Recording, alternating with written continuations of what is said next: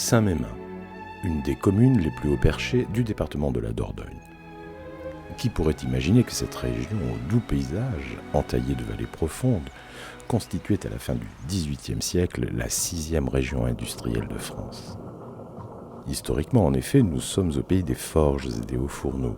Ceci grâce à la présence très fréquente de minerais de fer et le potentiel énergétique à l'époque offert par les eaux vives de l'Auvézère. Les forges ayant fermé depuis longtemps, Saint-Mémin s'est tourné tout naturellement vers l'agriculture et l'élevage. Parallèlement, la population a chuté. Comme nous le montre ce calendrier de la Dordogne de 1898, Saint-Mémin comptait à l'époque 1132 habitants. Au recensement de 2012, l'on ne retrouve plus que 276 habitants. Mais depuis ce comptage, la commune s'étoffe de nouveau, et ceci grâce à 3 types de nouveaux arrivants. Il y a vraiment 3 catégories. La première, ce sont les retraités qui viennent ici pour profiter de la nature. La deuxième, ce sont les gens qui viennent, qui sont un peu babacool et qui veulent profiter aussi de la nature en vivant le plus près possible de la nature des oiseaux. Et la troisième, ce qui est aussi une des plus importantes pour nous, ce sont les jeunes couples qui viennent s'installer ici parce qu'ils ont du travail maintenant du côté bassin de Brive, bassin de Saint-Thierry, et ils viennent avec des enfants, ce qui grossit les rangs de nos enfants. Nous sommes passés de 15 enfants à une trentaine à l'heure actuelle, donc c'est très intéressant pour nous et l'avenir de la commune, il est là. Mais revenons dans le passé, avant de comprendre l'attrait incontestable de Saint-Mémin, si proche du très actif bassin de Brive, et pourtant si calme et si charmant.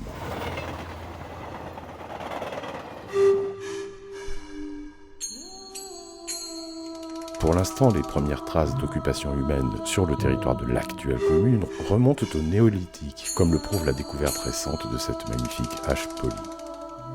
On parle de la présence éventuelle d'une cité lacustre, à la même époque, au lieu-dit La Rouille, et ceci sur le modèle de celle-ci, reconstituée en Allemagne au bord du lac de Constance. Puis ce sont quelques pièces romaines qui sont découvertes.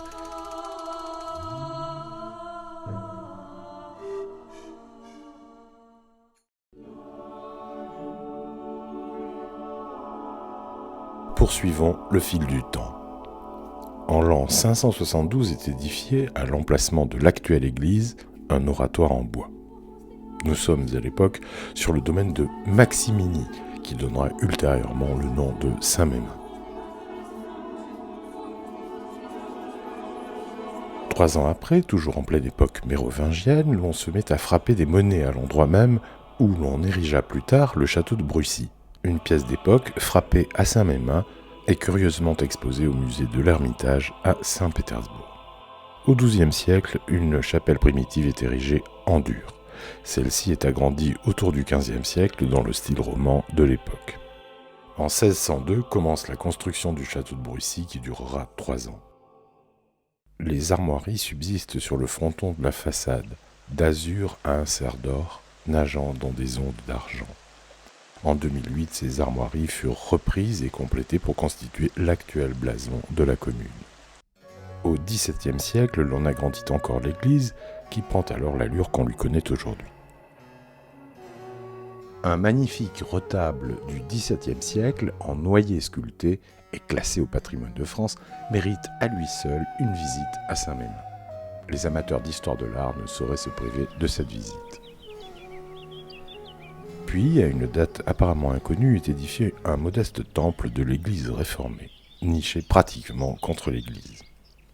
Quant à l'architecture profane, début XVIIIe, un certain nombre de granges ovalaires apparaissent ici et là, témoignage de l'ingéniosité de l'architecture rurale. Les charpentes, couvertes en chaume à l'époque, descendaient presque jusqu'au sol. Elles étaient en quelque sorte posées sur un mur ovale, d'où leur nom. 2 granges ovalaires seulement subsistent sur la commune de Saint-Mémin. Malheureusement, leur toiture en chaume a été remplacée par de la tôle. Toujours début XVIIIe, un certain sieur Combesco exploite la forge de Bord. À l'époque, chaque fondage permet d'obtenir 50 tonnes de fer. Le minerai provient de toute la région. Les eaux motrices proviennent du tout proche étang de Bord. En 1907, l'on décide de construire une école au poteau de Brussy. Cette dernière resta ouverte jusqu'en 1976, mais pendant cette période, l'on passa de 120 enfants à seulement 1939. À l'époque, il n'y avait pas du tout de transport scolaire. Ah non, non, non, non, non. Donc, On y allait à pied. À pied, Voilà. voilà. Et alors, ce qu'il y avait de marrant, c'est que pour faire le chemin de chez moi à l'école, 2 kilomètres. Et le matin, on mettait une demi-heure. Oui. Et le soir, dans le sens inverse, on mettait 1h30. Oui. Eh bien, bien sûr. Mais reprenons le fil de l'histoire après la construction de cette école de Brucy. Comme dans toutes les communes de France, Saint-Mémin paie un lourd tribut à l'occasion de la guerre de 14-18. Pas moins de 50 hommes laissèrent leur vie au front. L'un d'entre eux, Maurice Magnaud, fut d'ailleurs gratifié d'un vitrail attitré dans l'église de Saint-Mémin. En 1939 se produisit un événement considérable en Dordogne, l'accueil impromptu de 80 000 Alsaciens fuyant devant la menace allemande. Beaucoup d'entre eux furent accueillis sur la commune voisine de Salagnac, dans la cité sanitaire flambant neuve de Clervivre. Hélas, beaucoup périrent après un voyage exténuant. Ils sont inhumés dans le cimetière alsacien de Clervivre, situé en fait sur la commune de Saint-Mémin. En dehors de Clervivre, beaucoup de ces Alsaciens furent hébergés chez des agriculteurs. Or, ceux-ci vivaient à l'époque dans des conditions très spartiates, voire miséreuses. Ils ont trouvé que notre région était en retard à côté d'eux. Il y a une dame qui me disait quand même, mes parents étaient agriculteurs. Mais c'était autre chose. Quand on est arrivé, qu'est-ce qu'ils ont trouvé ça bizarre. Ouais. Mais parce que l'Alsace, c'est une région qui est riche.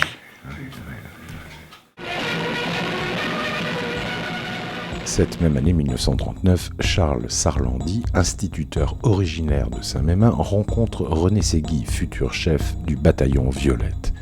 Il s'agit d'un groupe de résistants affiliés à l'armée secrète et très actif dans le nord de la Dordogne. En 1945, il est démobilisé avec le grade de capitaine puis reprend sa carrière d'enseignant à Paris. Officier de grande valeur, le capitaine Charles Sarlandy a participé à la création de l'un des premiers maquis de la Dordogne. Il s'est distingué dans tous les combats de la libération et plus particulièrement à Corniac du 9 au 14 juillet 1944, à Périgueux le 20 août 1944, en menant une contre-attaque violente et précise qui a permis l'occupation de la ville et la déroute de l'ennemi. Au Pizou, le 22 août 1944, sous le feu violent des mortiers allemands, il a regroupé une compagnie désorganisée par la mort de son chef, puis à la Couronne le 30 août 1944 et à Saintes le 3 septembre, il a été, pour ces hommes, le plus bel exemple de courage et de sang-froid.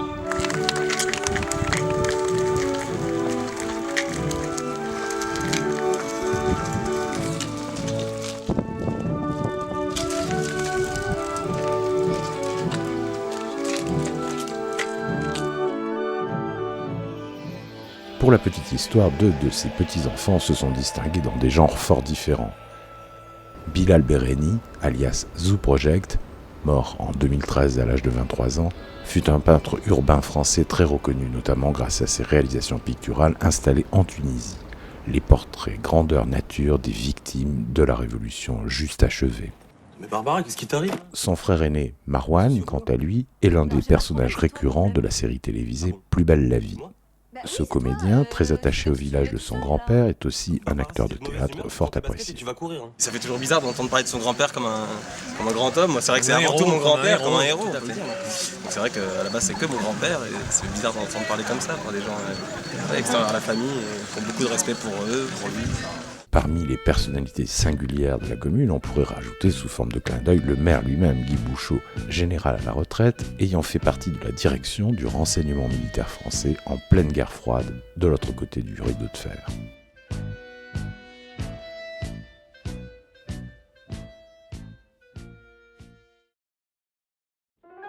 Mais revenons à l'immédiate après-guerre.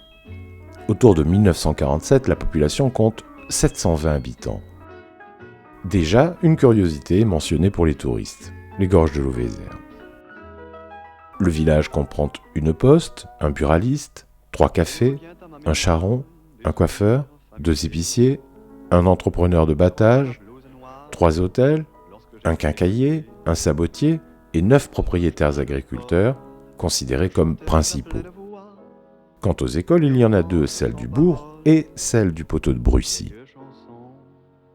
La désertification rurale, combinée à l'arrivée des supermarchés puis des hypermarchés, est un phénomène presque mondial à partir des années 70, et Saint-Mémin n'a pas pu échapper à la règle. Guy Hey, auteur de monographies sur le village, fait le point sur la situation et notamment sur les commerçants itinérants qui font étape à Saint-Mémin. Il y a un boucher, il y a des boulangers, il y en a plusieurs, il y a 3 boulangers qui passent dans la commune, donc il y a des jours différents. Il y a un épicier aussi qui passe de temps en temps, je ne sais pas ces jours, mais enfin il y a un épicier qui passe. Des épiciers, des boulangers, il y en a un qui passe, qui m'a vendu des saucisses l'autre jour. Ah ouais. Même si Saint-Mémin est devenu depuis une petite dizaine d'années un village très prisé par des ressortissants du nord de l'Europe qui s'installent en villégiature ou définitivement, la commune est restée profondément agricole. 2 jeunes agriculteurs, parmi d'autres, illustrent parfaitement cette génération de quarantenaires qui continuent de se battre pour élever et produire dans leur commune d'origine. Saint-Mémin a su rester quand même dans son jus, on va dire. C'est-à-dire qu'on a gardé cet aspect agricole déjà. On n'est pas trop confronté à des zones habitées ou c'est pas périurbain. Voilà, on n'est pas à côté d'une grande agglomération. On a su conserver les bois qui existaient, les haies, comme on le voit en traversant la commune, les petits étangs. Ça serait dommage aujourd'hui de perdre ça.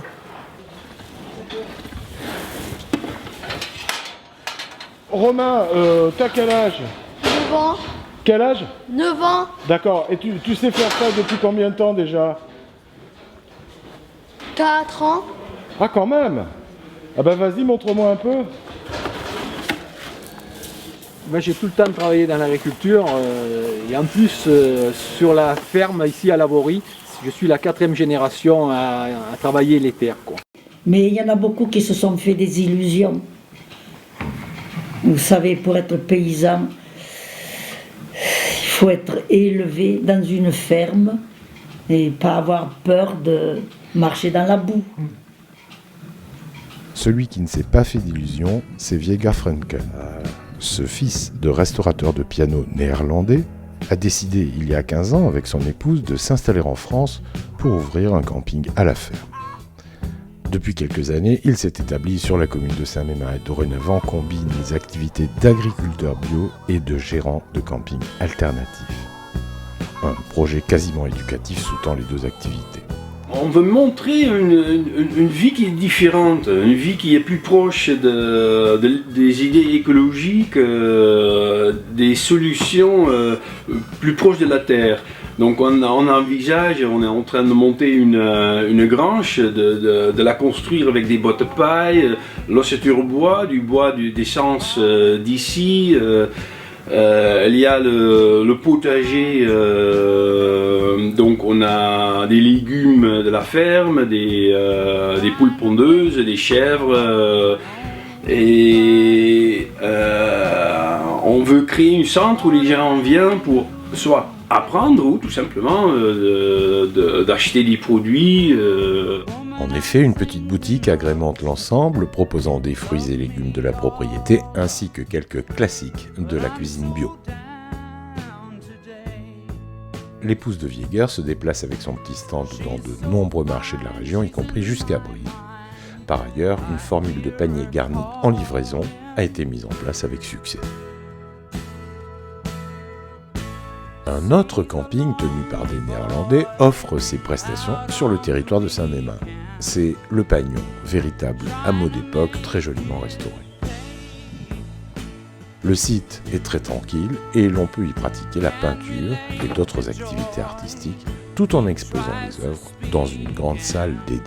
Au total, et en comptant le nouveau gîte communal flambant neuf, en fait l'ancien presbytère, 165 nuitées peuvent être assurées simultanément sur la commune de Saint-Mémin.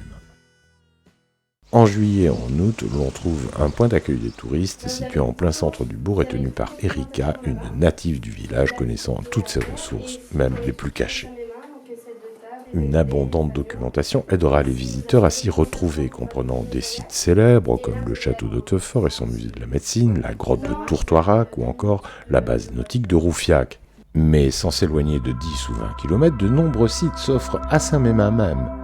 D'abord le sublime retable, comme nous l'avons déjà vu, et qui constitue à lui seul l'objet d'une visite, mais aussi la colline des Âges, point culminant de la commune, avec un panorama à plus de 180 degrés vers le nord du département et vers les monts d'Auvergne, visibles certains jours.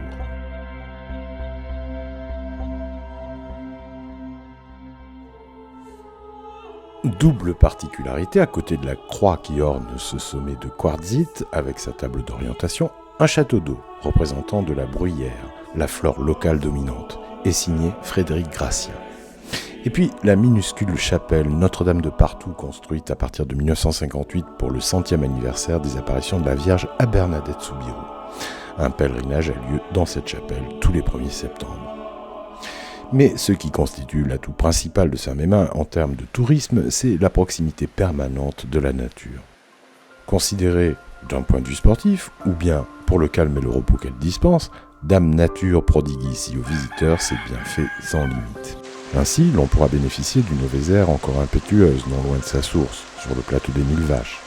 Pour les pêcheurs, un site rêvé, au creux d'aplomb nimbé de brumes et de fougères. Pour les touristes, un brin timoré ou amateur de solitude, des havres de quiétude à l'abri des regards. Au pied même du village, le Sauruban incite à la rêverie. Et les étangs, celui de la forge ou celui du moulin à eau, répandent une profonde atmosphère de paix. Ici, l'on peut observer une multitude d'espèces, tant la faune et la flore sont variées. Les botanistes et les ornithologues amateurs iront de surprise en surprise. À côté de ces paisibles activités, le sport de pleine nature n'est pas en reste. Les randonneurs, débutants ou confirmés, pourront découvrir les joyaux secrets de ce territoire, sources ou fontaines miraculeuses par exemple, en empruntant les nombreux sentiers balisés qui innervent la commune. Les sous-bois sont souvent somptueux et la saison venue, riches en champignons de toute nature. Une destination rêvée pour les mycologues amateurs. Mais c'est le kayak qui fait la spécificité sportive de Saint-Mémin, puisque dans les années 55 à 65, toutes les épreuves du championnat de France s'y déroulèrent. Vous avez même eu un sacré champion. Eh bien, sur cette rivière, Tony Estanguet, il a fait ses premiers pas là, sous nos yeux. Et même la championne du monde à l'heure actuelle, Manon Oster, a fait ses débuts sur l'eau Vézère. Aujourd'hui, de nombreux débutants s'essaient à la discipline sous la houlette de moniteurs professionnels agréés.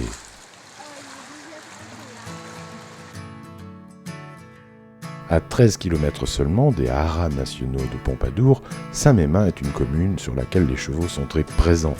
Plus d'une trentaine peuvent être loués aux touristes pour de jolies promenades. Certains d'entre eux sont de véritables pur-sang, ayant concouru dans des grands prix mondiaux, y compris aux Émirats arabes unis.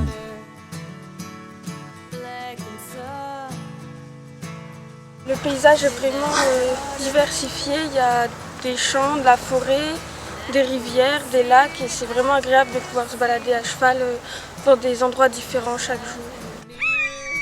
Et puis la curiosité locale en termes de faune, c'est le mouflon. Avec de la chance, vous pourrez en admirer de loin, au lever ou au coucher du soleil. Si l'on met bout à bout toutes ces ressources touristiques, force est de constater que Saint-Mémin, à 30 minutes seulement de l'autoroute Paris-Toulouse, dispose de fort nombreux atouts. Reste à évoquer rapidement, pour ceux qui caresseraient l'idée de s'installer à demeure, les associations, nombreuses et très vivantes. À Saint-Mémin, dès qu'on fait quelque chose, il y a un monde fou. Alors, c'est le cadre, ici, c'est merveilleux, ici.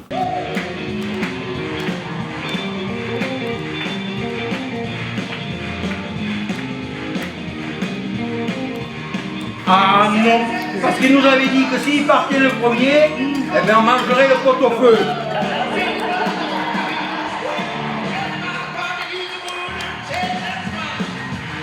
Il a la peau dure, le Mathia. Oh, vous pouvez y aller, parce que dans les temps où il est, il ne va pas sortir grand-chose.